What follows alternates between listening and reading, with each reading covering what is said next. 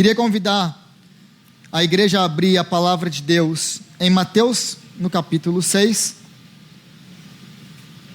Mateus, capítulo 6. E hoje nós terminamos nosso tempo de estudos sobre a oração. O que eram para ser 2 semanas viraram 6, né? Eu sou muito bom nisso e não cumpri com a minha palavra sobre como eu vou pregar. Vou pregar 2 semanas só sobre oração. Não, eu vou pregar só algumas semanas, alguns meses em Lucas. Já está quase virando um ano, eu estou em Lucas ainda. Mas a gente fica no texto e a gente aprende do texto. Então, hoje nós concluímos a nossa série de mensagens sobre a oração do Pai Nosso. E eu, pessoalmente, aprendi muito. E foi muito bom estudar a oração que o Senhor nos ensinou. Eu espero que você tenha sido abençoado também. Então, Mateus capítulo 6. Mais uma vez vou ler toda a passagem a partir do versículo 5. Mateus capítulo 6, a partir do versículo 5, diz assim: E quando vocês orarem, não sejam como os hipócritas. Eles gostam de ficar orando em pé nas sinagogas e nas esquinas, a fim de serem vistos pelos outros. Eu lhes asseguro que eles já receberam a sua plena recompensa. Mas quando você orar, vá para o seu quarto, feche a porta e ore ao seu pai que está em secreto. Então o seu pai que o vê em secreto o recompensará. E quando orarem, não fiquem sempre repetindo as mesmas coisas como fazem os pagãos. Eles pensam que por muito falarem serão ouvidos. Não sejam iguais a eles, porque o seu pai sabe do que vocês precisam antes mesmo de o pedirem. Vocês orem assim: Pai nosso que estás nos céus, santificado seja o teu nome, venha o teu reino, seja feita a tua vontade, assim na terra como no céu. Dá-nos hoje o nosso pão de cada dia, perdoa as nossas dívidas, assim como nós perdoamos aos nossos devedores, e não nos deixe cair em tentação, mas livra-nos do mal, porque teu é o reino, o poder e a glória para sempre. Amém. Palavra de Deus. Então, como eu disse, essa é a última semana. Nós concluímos hoje a nossa série de mensagens em oração, e nós chegamos naquilo que eu chamei de proteção. Nós dividimos em 6 partes as nossas mensagens. Nós temos a base da oração. Qual é a base da oração? O nosso relacionamento com Deus como Pai. E essa base ela é importante por quê? Porque todo o resto da oração está baseado no nosso relacionamento familiar com Deus, está baseado no nosso relacionamento com Deus como Pai. Quando nós chegamos a Deus como nosso Pai. E aí então nós passamos para a adoração. A primeira coisa que nós fazemos na oração não é pedir. A primeira coisa que nós fazemos na oração é agradecer, é adorá-lo por quem Ele é e por tudo aquilo que Ele faz. E depois nós nos submetemos à sua vontade. Seja feita a sua vontade. Aonde? Na terra e no céu. Mas aonde mais? Porque a gente é muito bom nisso. Senhor, seja feita a sua vontade lá no céu e lá na terra, como se a gente estivesse vivendo em outro planeta. Senhor, seja feita a sua vontade na minha vida, que a sua vontade seja feita na minha vida, a sua vontade, não a minha vontade. Então nós não chegamos na oração para convencer a Deus dos nossos pedidos, nós chegamos na oração para nos submeter à vontade do Senhor. A oração não é o meio pelo qual nós convencemos a Deus a fazer aquilo que nós queremos, mas a conhecer a vontade de Deus e nos submeter a ela. Então nós chegamos na petição, mas nós só pedimos depois que nós adoramos e depois que nós submetemos a nossa vontade. Então nós podemos pedir em alinhamento com aquilo que o Senhor quer para as nossas vidas. É por isso que a adoração, é por isso que a ordem é importante. A adoração, a submissão, eles vêm antes da petição. Depois que nós pedimos, nós apresentamos para Deus os nossos pecados, nós pedimos perdão, nós confessamos os nossos pecados, pedimos perdão para Ele. E então, e só então, e aliás na confissão existem dois aspectos, porque nós falamos muito sobre perdão. Quais são os aspectos da confissão e do perdão? O perdão é uma via de mão dupla. Ao mesmo tempo que nós fomos perdoados em Cristo Jesus, nós somos chamados a perdoar. A perdoar. E aí então nós chegamos na proteção. Livra-nos do mal. Livra-nos do mal. E é disso que nós vamos falar hoje. E se você for para o versículo 13 aí de novo, diz assim: e não nos deixe cair em tentação, mas livra-nos do mal. Essa palavrinha aí, se você gosta de riscar a Bíblia, como eu gosto, se você quiser riscar essa palavrinha aí,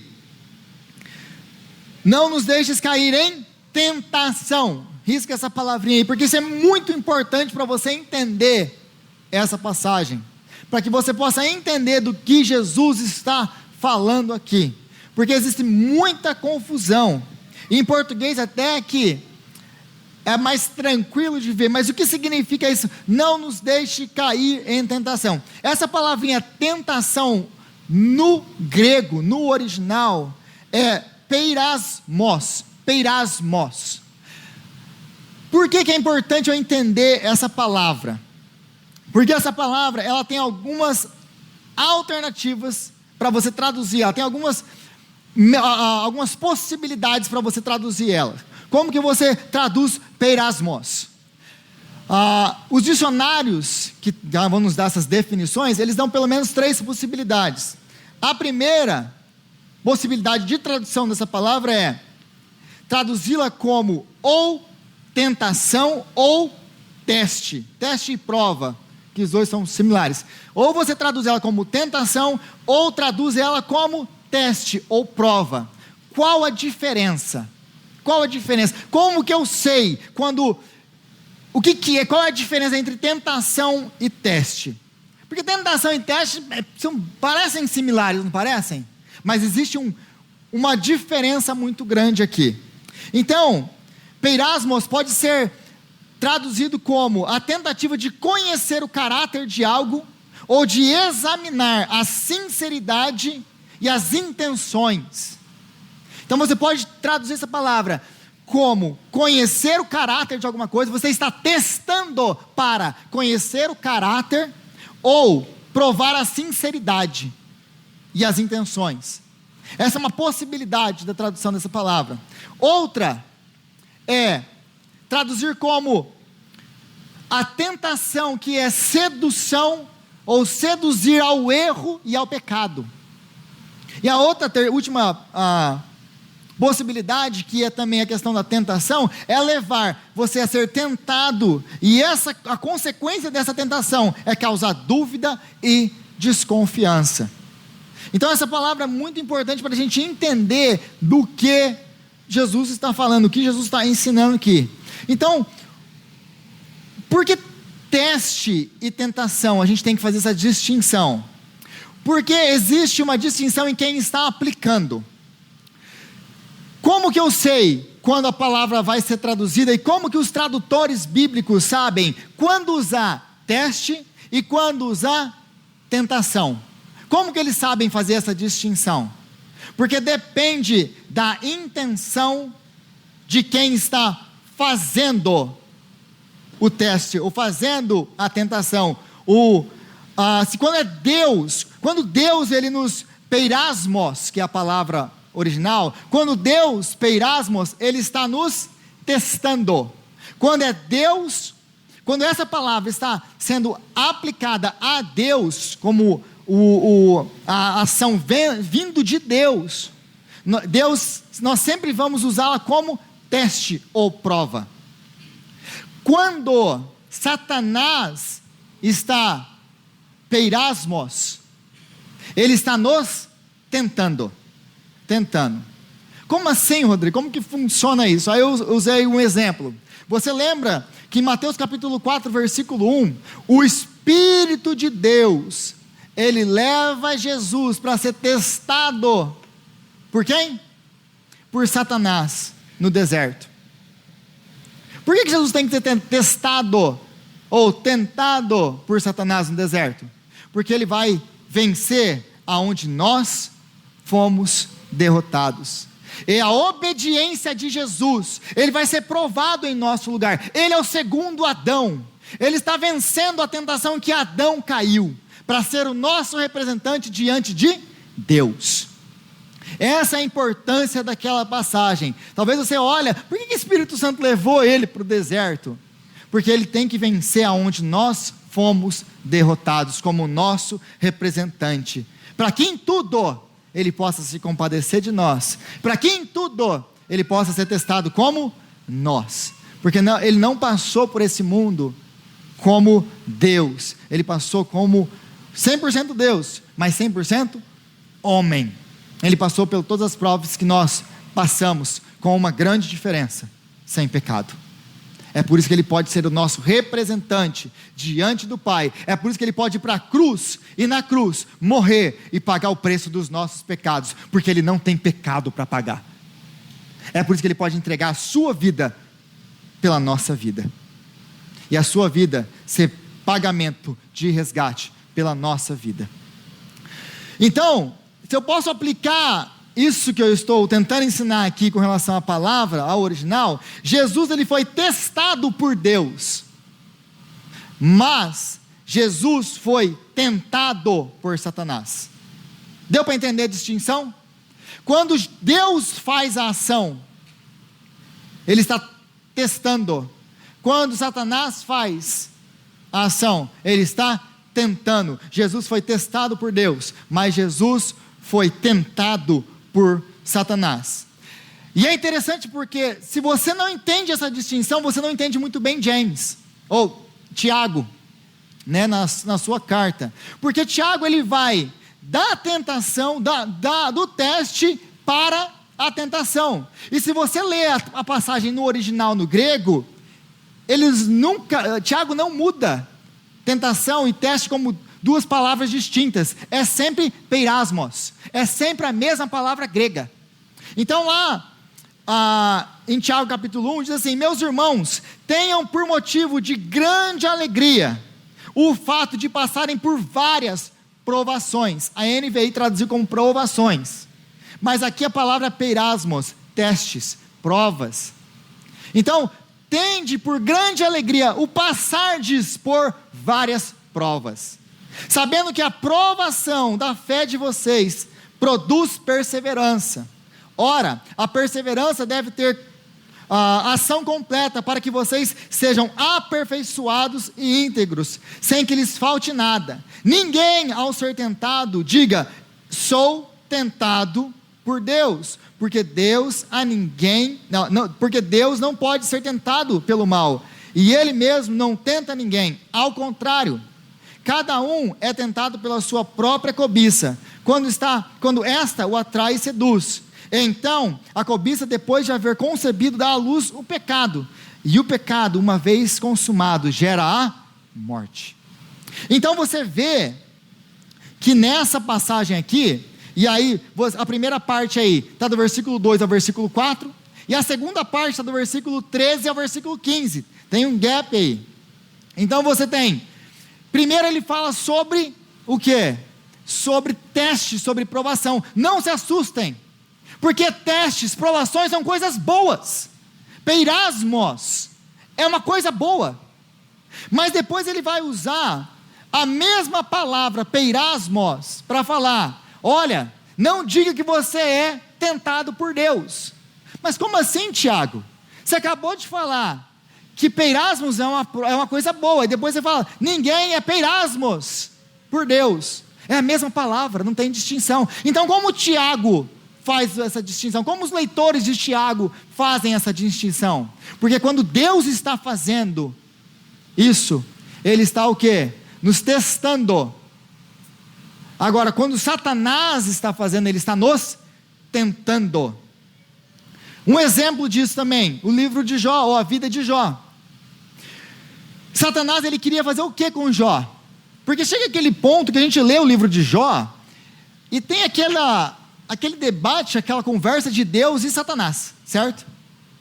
E a gente não entende muito bem, parece que tem uma aposta ali, parece um negócio, mas parece que Deus está meio que apostando na vida de Jó, e fica aquele negócio meio, o que está acontecendo aqui?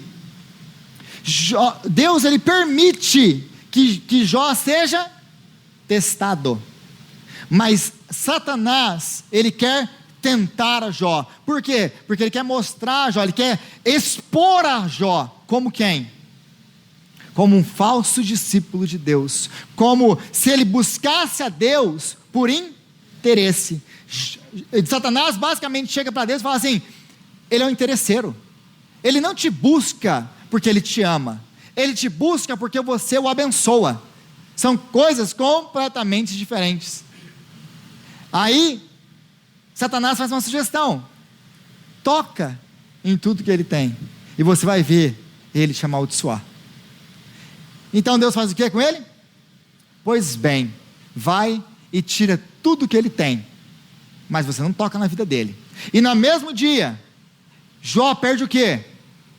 Tudo. E qual que é a ação de Jó? Qual é a resposta de Jó quando ele é testado por Deus e tentado por Satanás? O que ele faz? Ele se prostra, ele adora o Senhor. O Senhor deu, o Senhor tirou, louvado seja o nome do Senhor.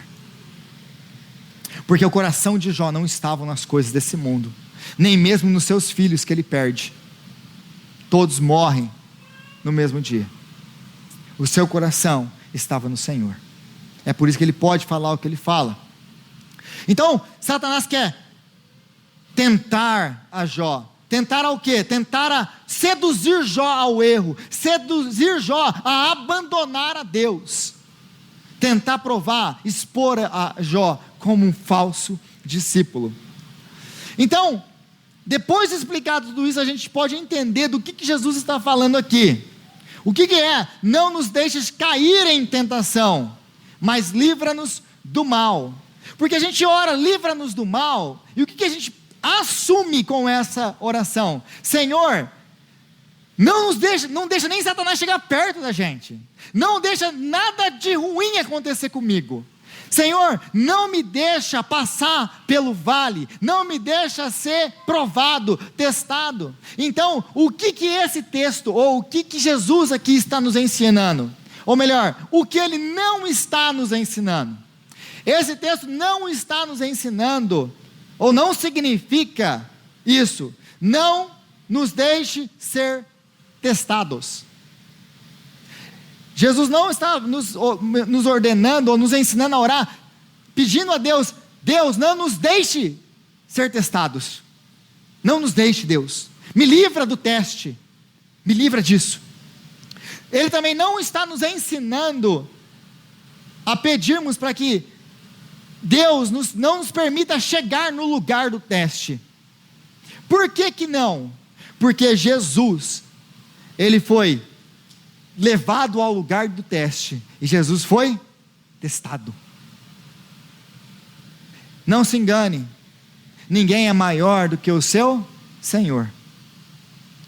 Se Jesus, sendo filho de Deus, passou por isso, o que você acha que você, meu irmão, vai enfrentar na sua vida? Aliás, você tem enfrentado já muitos testes, muitas provas, e muitas vezes nós nos aproximamos das provas pensando assim: Deus, por que a prova chegou? Por que está acontecendo isso na minha vida? Mas como nós vamos ver, essa não é a resposta apropriada. Por quê? Porque está nos dizendo aqui Tiago acabou de nos ensinar. Ensinar o quê? Que os testes, as provações, elas têm um caráter na nossa vida, que é nos transformar. Que é nos transformar.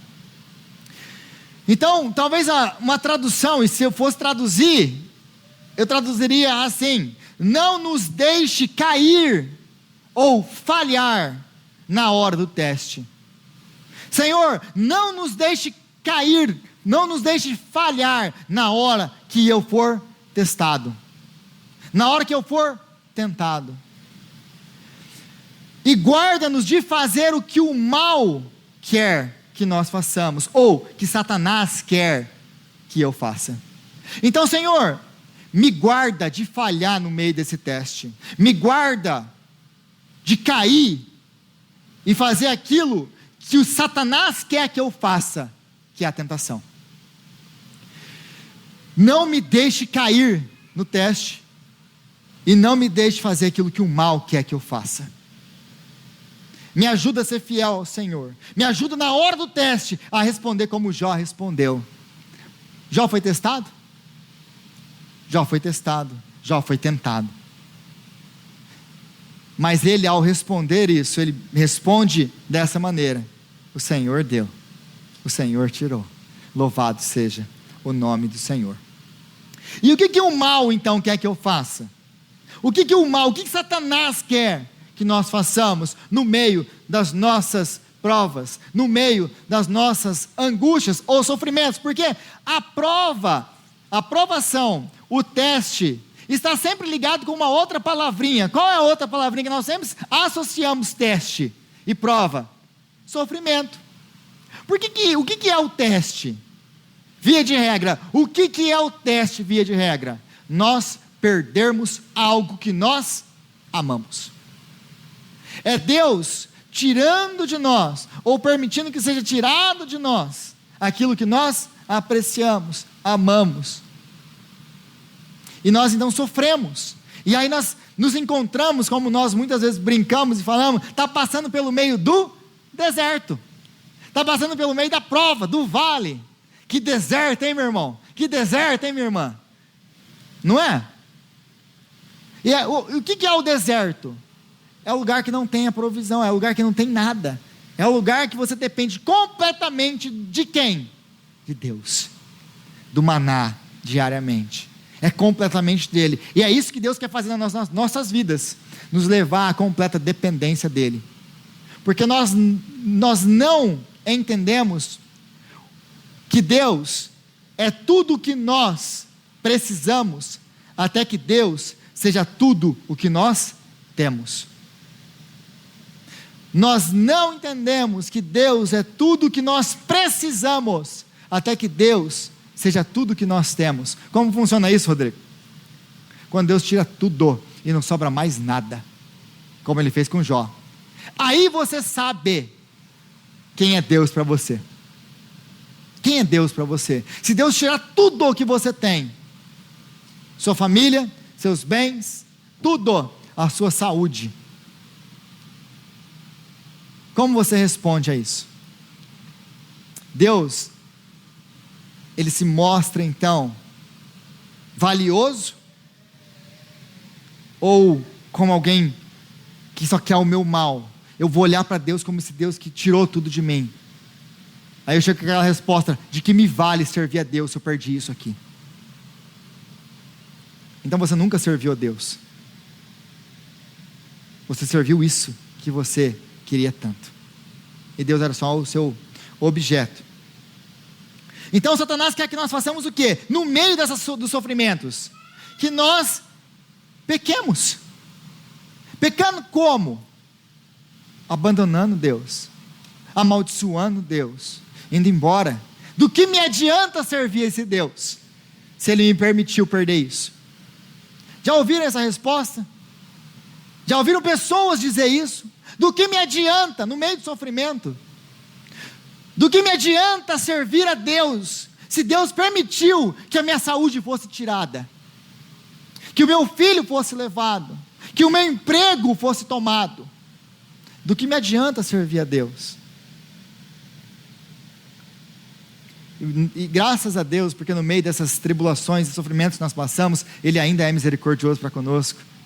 Ele ainda nos abraça, Ele ainda nos consola, Ele ainda nos traz para perto. Porque a maior bênção da nossa vida, gente, não é prosperidade, não é dinheiro, não é nada que nós temos aqui.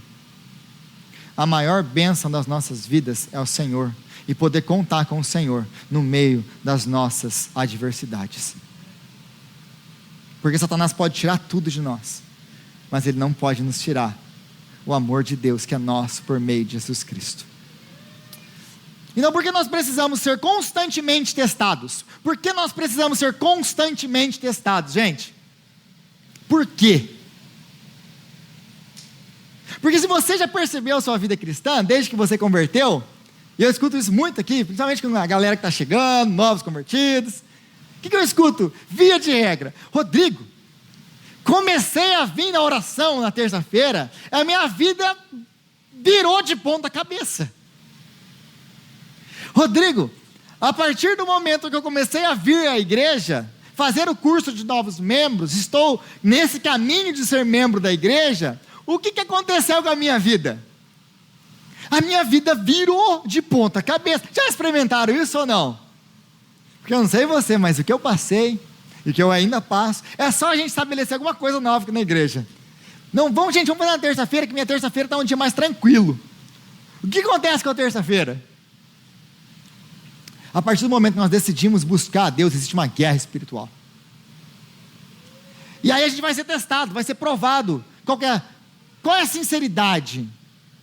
Você me quer mesmo?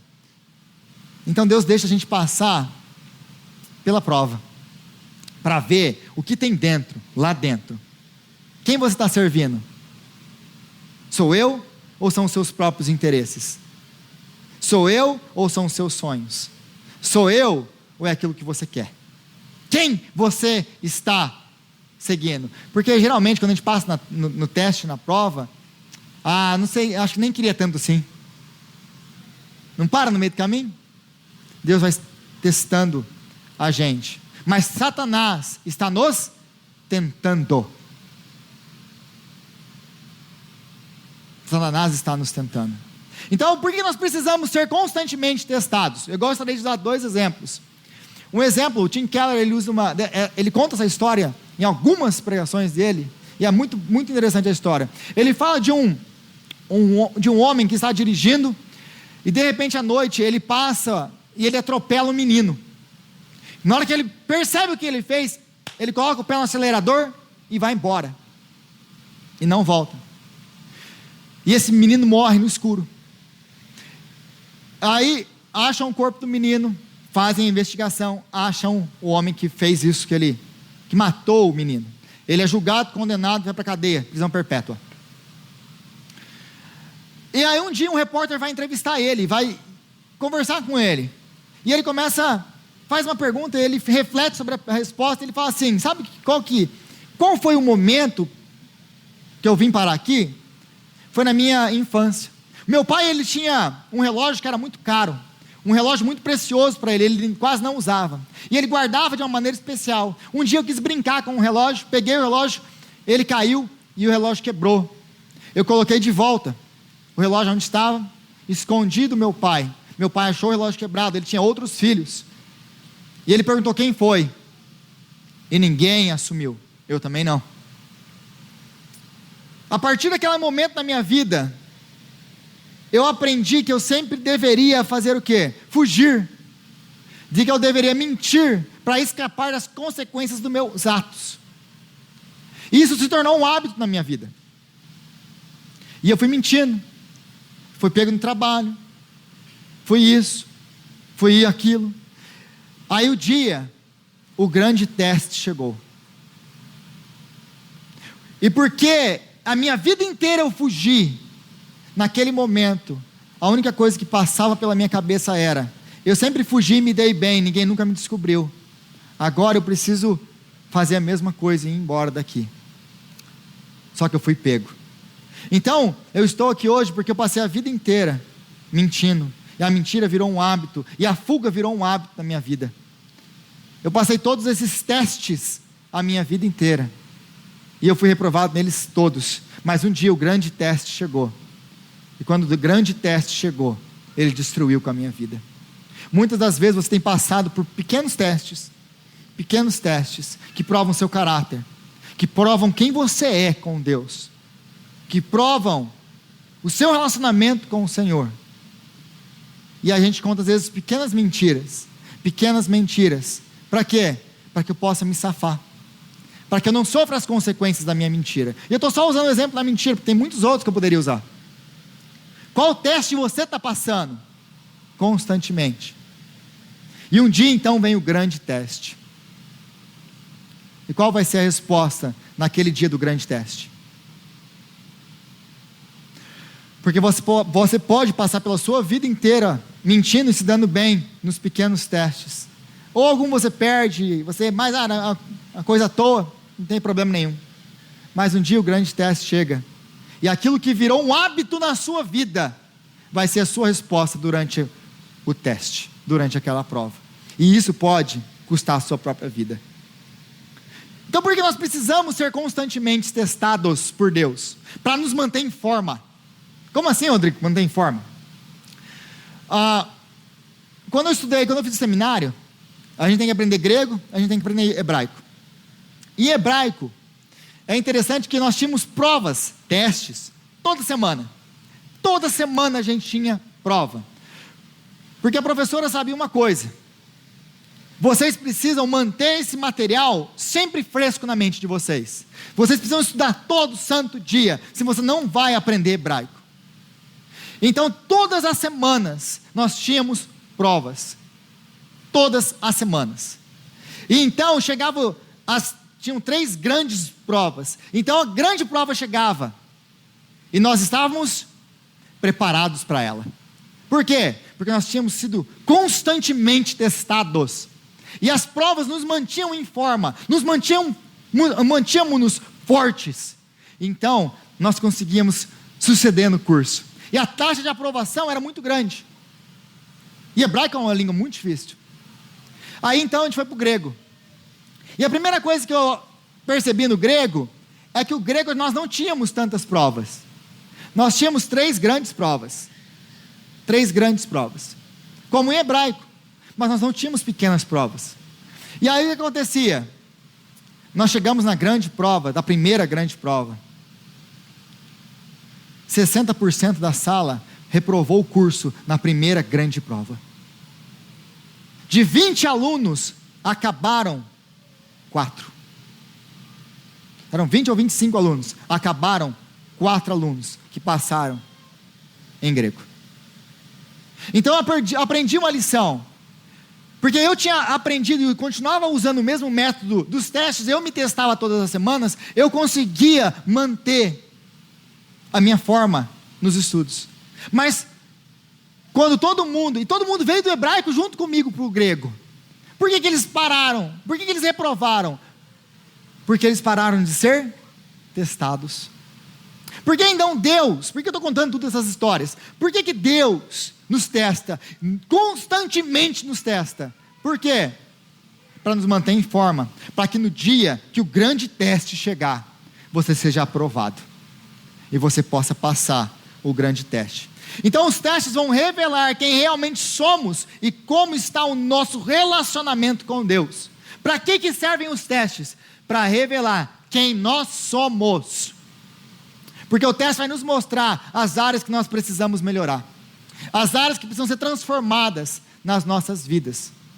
Os testes vão revelar quem nós somos, e os testes vão revelar o nosso relacionamento com Deus. Como está o seu relacionamento com Deus?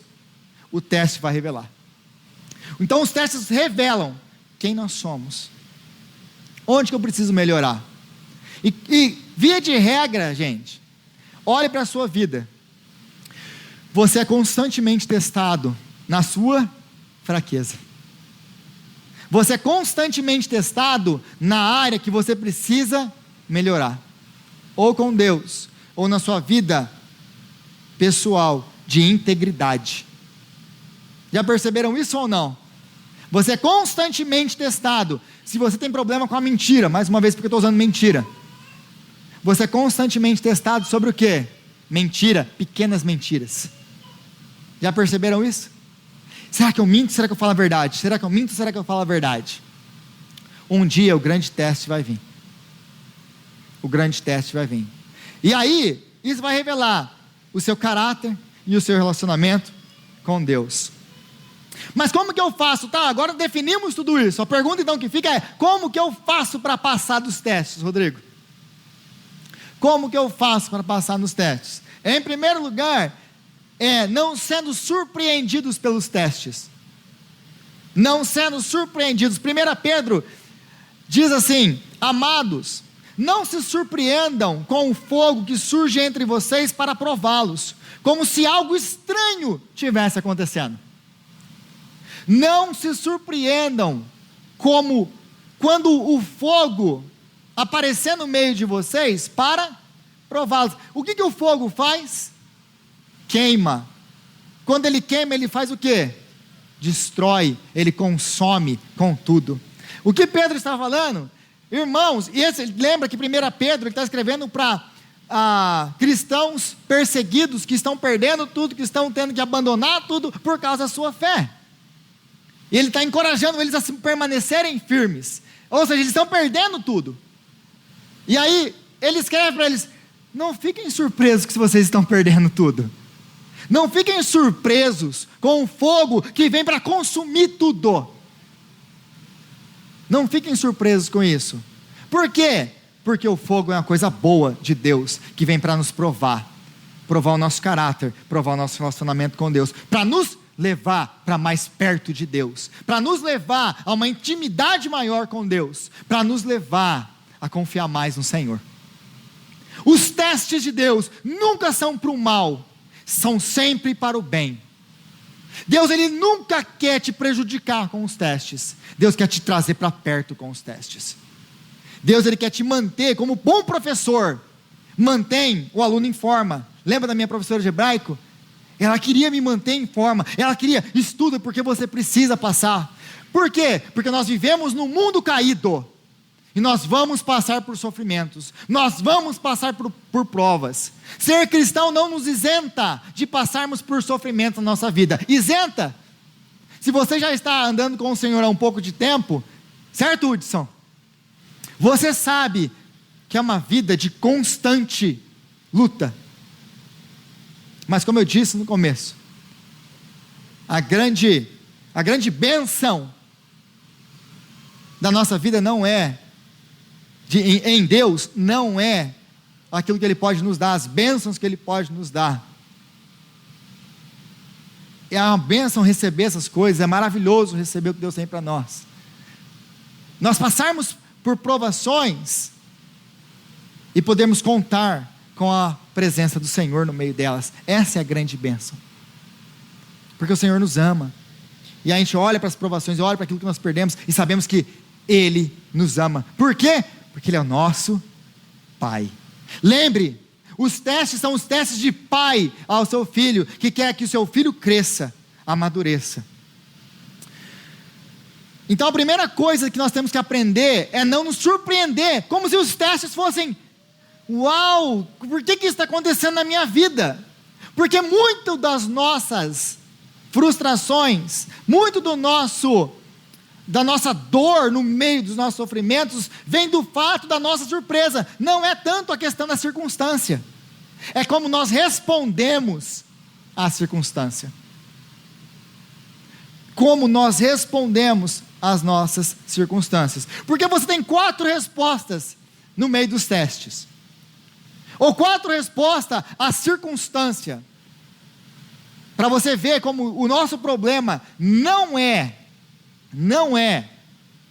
a circunstância, é a nossa resposta à circunstância. Porque no meio dos testes você pode responder com raiva.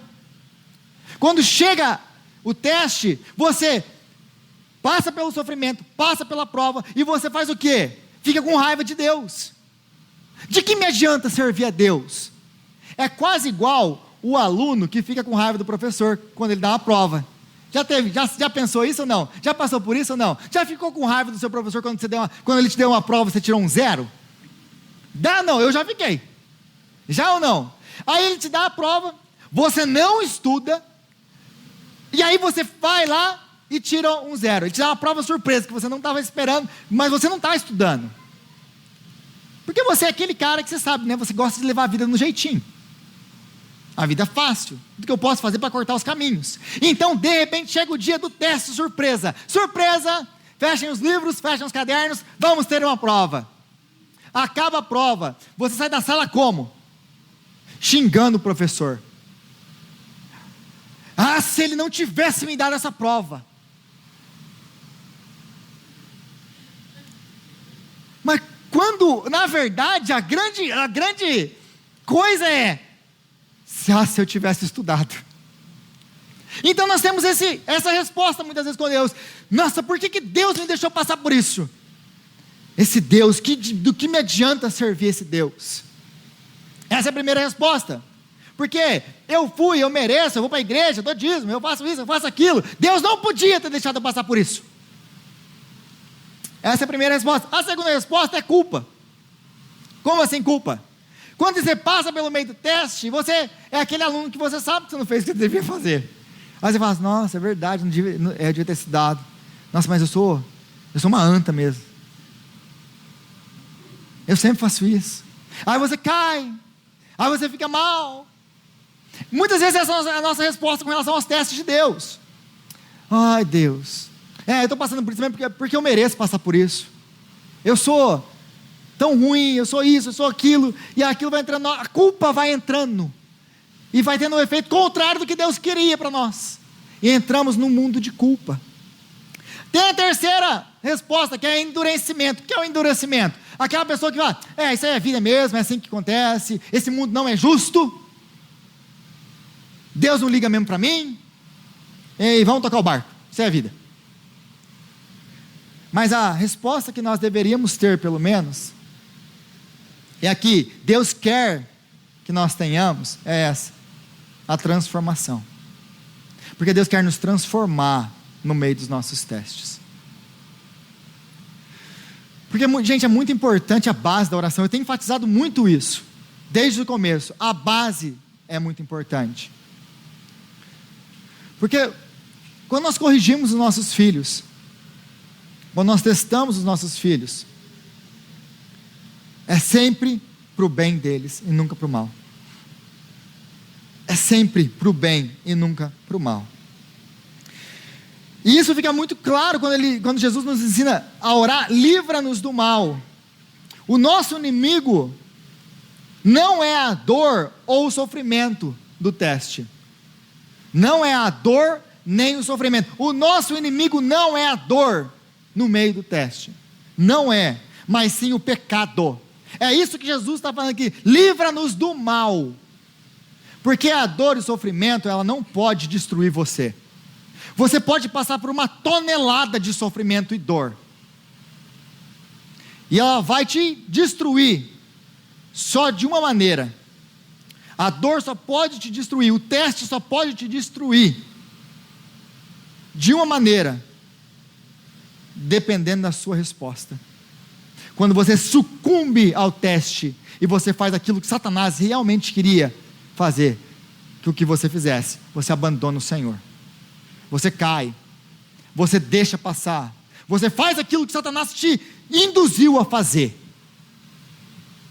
você cai no erro, você abandona Deus. Mas, se a sua resposta é a transformação, se a sua resposta é, o Senhor deu, o Senhor tirou, louvado seja o nome do Senhor, existe transformação. E então, o teste, a fornalha, vai transformar você em algo maravilhoso, em algo como Jesus.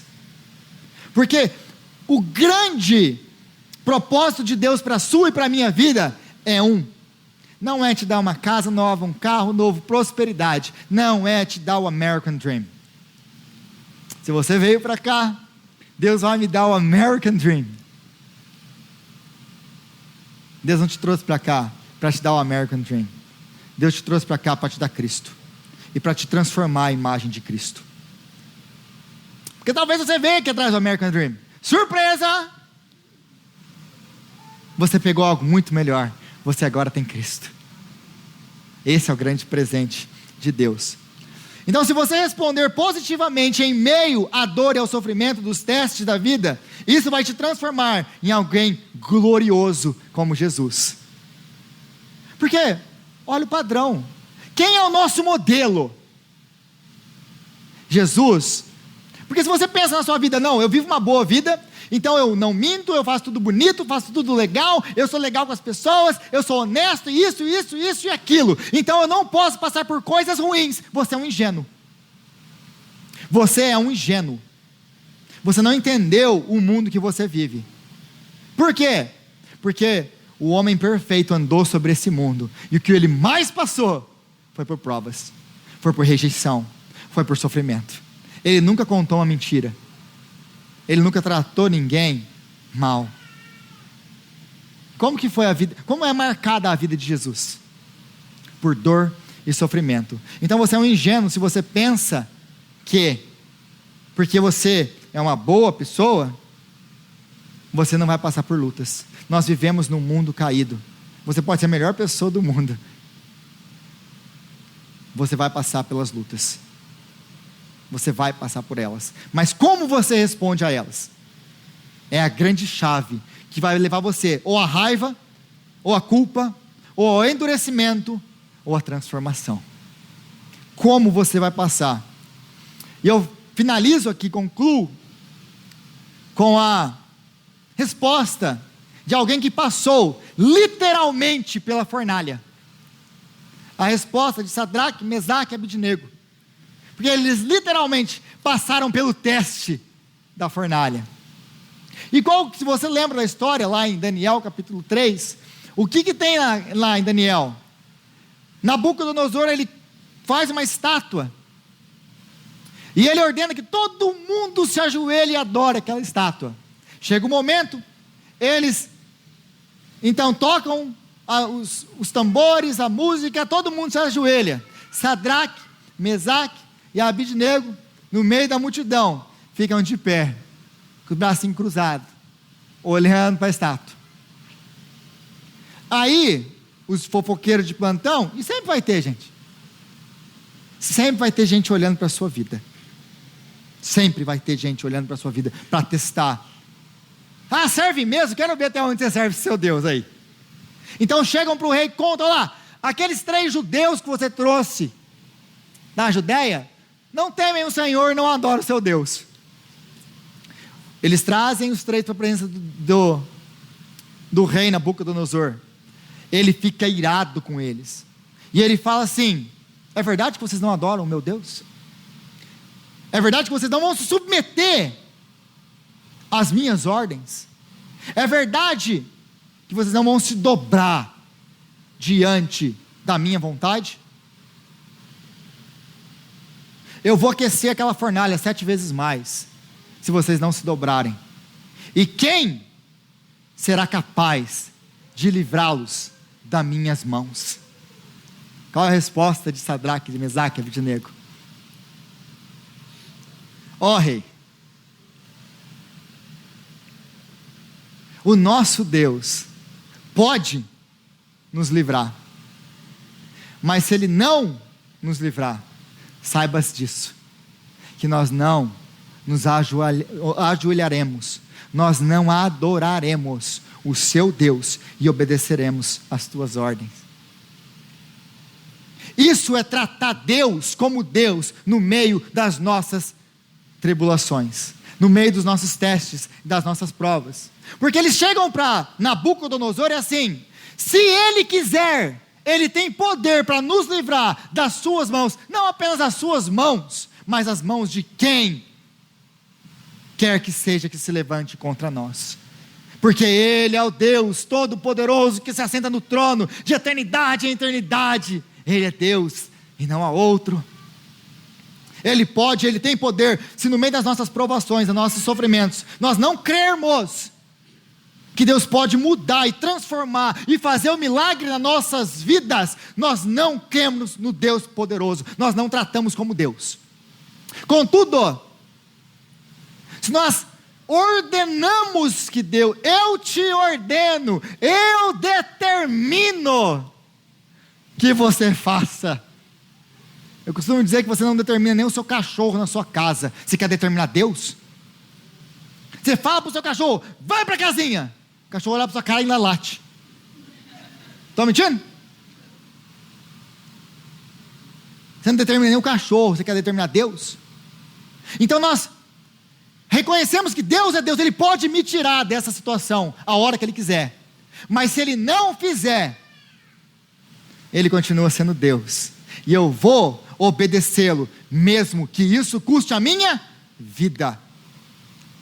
Isso é passar no teste, reconhecendo que Deus é Deus, se Ele fizer e se Ele não fizer.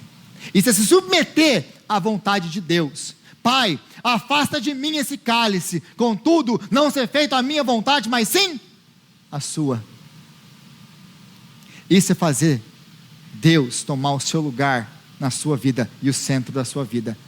Você espera pelo milagre, porque Ele é Deus e Ele pode. Mas se Ele não fizer, nós não nos dobraremos os nossos joelhos aos seus deuses, aos deuses dessa geração, aos deuses desse mundo. Nós não dobraremos o nosso joelho. Se você não fizer, você está despedido. Eu não sirvo ao dólar, eu não sirvo a Mamon, eu sirvo ao Senhor. Quem sustenta a minha casa é Deus. Pode me demitir, mas eu não faço, porque isso vai contra a vontade do meu Deus. Como poderia eu pecar contra o Senhor? Como diz José quando é tentado. Como poderia eu tentar e fazer terrível coisa contra o meu Deus? E qual que é a base, gente, de tudo isso? Como nós podemos nos submeter? Tudo muito lindo isso, Rodrigo, mas como que eu posso fazer isso? Porque Jesus, Ele passou pelos nossos testes, Ele foi para a nossa fornalha, para que nós pudéssemos ser livres da nossa fornalha, da ira de Deus, e para que nós pudéssemos ser auxiliados por Ele, no meio dos nossos testes, para que nós pudéssemos chamar Deus de Pai, no meio dos nossos testes, e clamar: Pai, eu não consigo, mas Tu és o meu Pai, e eu sei que se eu estou passando por isso, e que me traz sofrimento, dor e choro, o Senhor e o seu coração, como o Pai, sofre, porque se nós somos maus, nos compadecemos dos nossos filhos. Quem de você não se compadece quando o seu filho chora? Quanto mais o Pai de vocês que está nos céus. Porque Jesus nos fez filhos, porque Jesus nos adotou, nos deu o privilégio da adoção. Nós podemos passar pelos testes da vida e contar com a presença do Senhor no meio de todas elas. E saber, e olhar para o exemplo do nosso irmão mais velho, que foi até o fim, obedecendo ao Senhor, no meio de todas as provas e de todos os testes. Senhor, nós Te agradecemos, ó Pai, pela Sua palavra, e pedimos a Ti, ó Pai, que o Senhor venha agora nos dar graça, para viver a Tua palavra, e obedecer ao Senhor, no meio dos testes, ó Pai, poder falar, como Sadraque, Mesaque, Abednego, se Ele quiser, Ele pode, mas se o Senhor não fizer, nós não vamos nos dobrar, nós vamos Te obedecer, para que no meio dos nossos testes, possamos responder como Jó: o Senhor deu, o Senhor tirou, louvado seja o nome do Senhor, para que no meio dos testes, nós nunca esqueçamos, que o Senhor é o nosso Pai, que se compadece de nós, e sabe que se nós estamos passando por isso, é para o nosso bem, é para treinar o nosso caráter, é para nos levar para mais perto de Ti, nos transformar à imagem de Jesus. Nos ajuda a sermos fiéis ao Senhor no meio dos nossos testes, ajuda-nos a não cair em tentação, e não fazer aquilo que o mal quer que nós façamos no meio dos nossos testes. É o que nós oramos em nome de Jesus. Amém.